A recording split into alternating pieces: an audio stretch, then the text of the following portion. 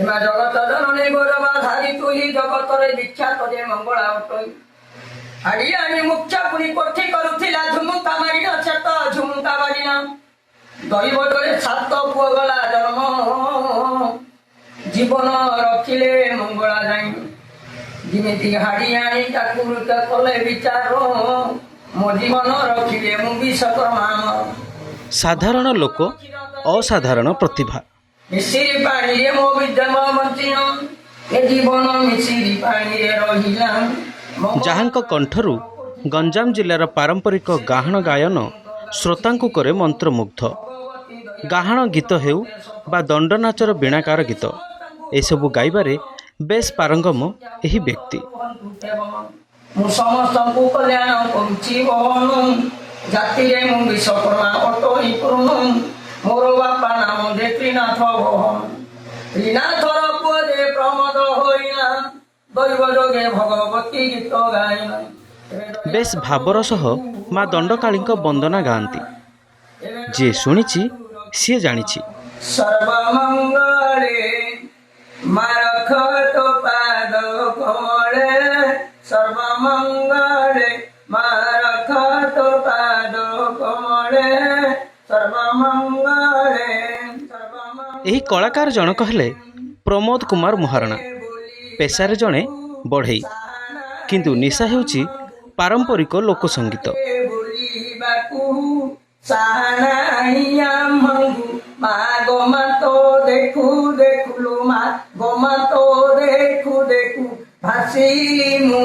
ଗଞ୍ଜାମ ଜିଲ୍ଲାରେ ଜଣେ ବରିଷ୍ଠ ଓ ଅଭିଜ୍ଞ ଦଣ୍ଡନାଚ ବୀଣାକାର।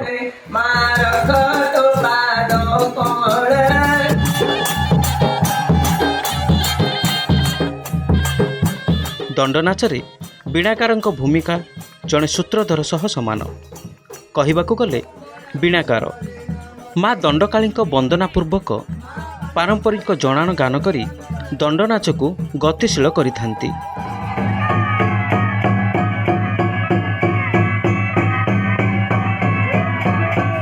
ଦାତାଙ୍କ ଘର ଆଗରେ କୁମ୍ଭ ଢଳା ହେଉ ବା ଧୂଳିଦଣ୍ଡ କିମ୍ବା ରାତ୍ରିରେ ସାଂସ୍କୃତିକ କାର୍ଯ୍ୟକ୍ରମ,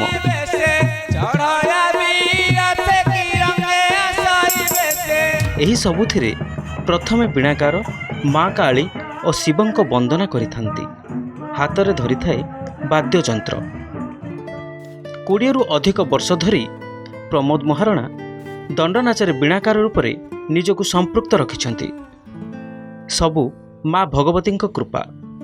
ମାଙ୍କ କୃପା ନଥିଲେ ସେ ଆଜି ବୀଣାକାର ହୋଇପାରିନଥାନ୍ତେ ବୋଲି କୁହନ୍ତି ପ୍ରମୋଦ ମହାରଣା। ପ୍ରମୋଦ ହରିରାଖଣ୍ଡି ମା ବାଲ୍ୟ ଦଣ୍ଡକାଳୀ ଦଳ ସହ ସମ୍ପୃକ୍ତ ଅଛନ୍ତି। ତାଙ୍କ ସ୍ୱତନ୍ତ୍ର ଗାୟନ ଶୈଳୀ ସମସ୍ତଙ୍କୁ ଅଭିଭୂତ କରିଛି।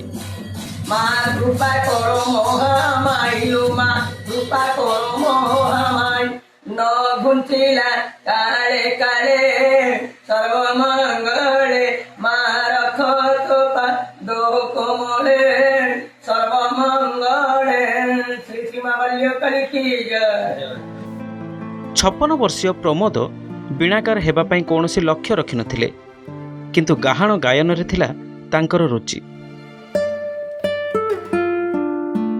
ମା ମଙ୍ଗଳାଙ୍କ ସ୍ୱପ୍ନଦେଶରେ ସେ ଗାହାଣ ଗାଇବା ଆରମ୍ଭ କରିଥିଲେ।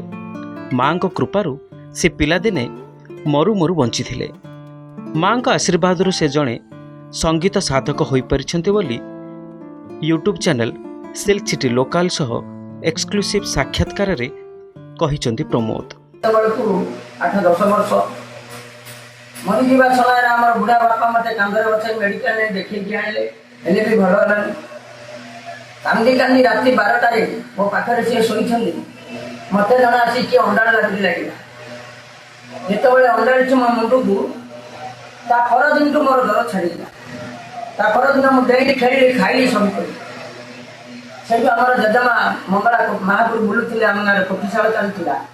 ମା ମାନସିକ କଲା, ମୋ ପିଲାକୁ ଯଦି ଭଲ କରିବ, ମୋ ପିଲା ତମର ଗୀତ ଗାୟନ କରିବ। ଆଜ୍ଞା ମୁଁ ଜାଣିନି କ'ଣ ହେଇଛି, ମାତ୍ର ସେଇଦିନରୁ ମୋ କଣ୍ଠରେ ସରସ୍ୱତୀ ବିରାଜମାନ। ମୁଁ ସେଇଦିନରୁ ଭଗବତୀ ମଙ୍ଗଳାଙ୍କର ଗୀତ ଗାଇଲି। ବିଭିନ୍ନ ମଠ ମନ୍ଦିରରେ ଗାହାଣ ଗାଇଛନ୍ତି ପ୍ରମୋଦ। ଗାହାଣ ସହ ବୀଣାକାର ସଙ୍ଗୀତ ମଧ୍ୟ ଶିଖିଥିଲେ ପ୍ରମୋଦ। ଗୁରୁଜୀ ଆଜ୍ଞା ବାପା ଥିଲେ। ବାପା ହେଉଛନ୍ତି ପାପର ବାପା, ଗୁରୁ ହେଉଛନ୍ତି ଧର୍ମର ବାପା। ତାକୁ ଯିଏ ଅମାନ୍ୟ କଲା ଏସବୁ କଳାକାର ବିଦ୍ୟା କେବେ ହେଲେ ତା ପାଖରେ ସୃଷ୍ଟି ହୋଇପାରିବ। ଯଦି ସୃଷ୍ଟି ହବ ଗୁରୁଙ୍କର ଆଶୀର୍ବାଦ ଗାଇଲା ବେଳକୁ ଏ ଜିନିଷଟା ଆଜ୍ଞା କୁହାଯାଇନି। ଗାଇଲା ବେଳକୁ ତାଙ୍କ ନାଁ ନବ, ତାଙ୍କର ଆଶୀର୍ବାଦ ନେଇ ଯଦି ଗାଇବ ବୋଲେ ୟାର କିଛିଟା ତମେ ଲାଭ ପାଇପାରିବ।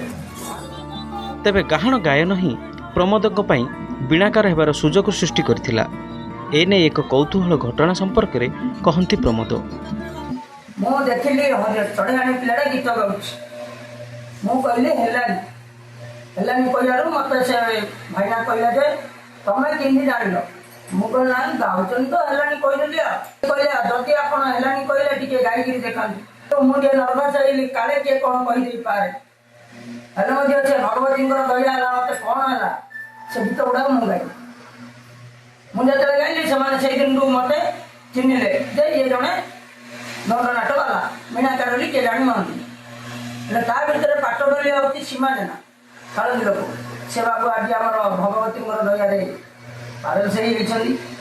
ସେ ହେଉଛନ୍ତି ମୋର ପାଟଡୋଲିଆ। ଠିଆ ଏକା ମତେ ଦଣ୍ଡକୁ ନେଲେ, କହିଲେ ତମେ ଆସ ଆଇକିରି ଆମ ଗାଁର।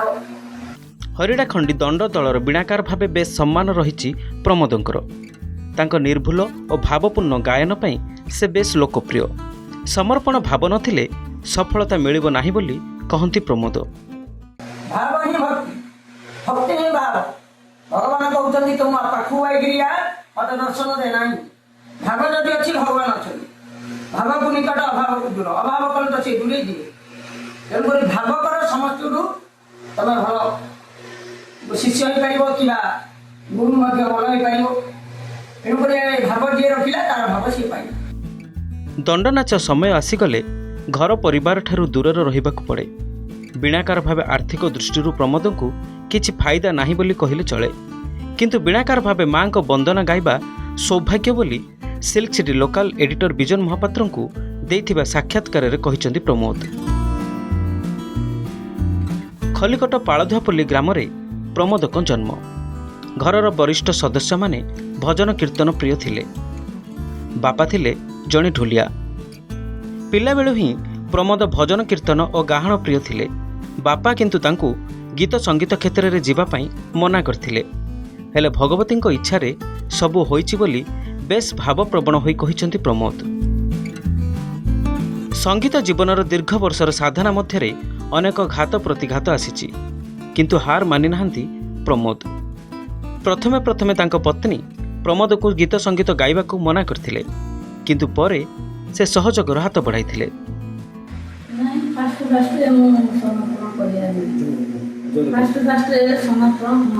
ନଥିଲା ଇଚ୍ଛା, କାହିଁକି ଆମର ତ ଖଲିକଟ, ଆମେ ଆସି ବ୍ରହ୍ମପୁରରେ ଅଛୁ।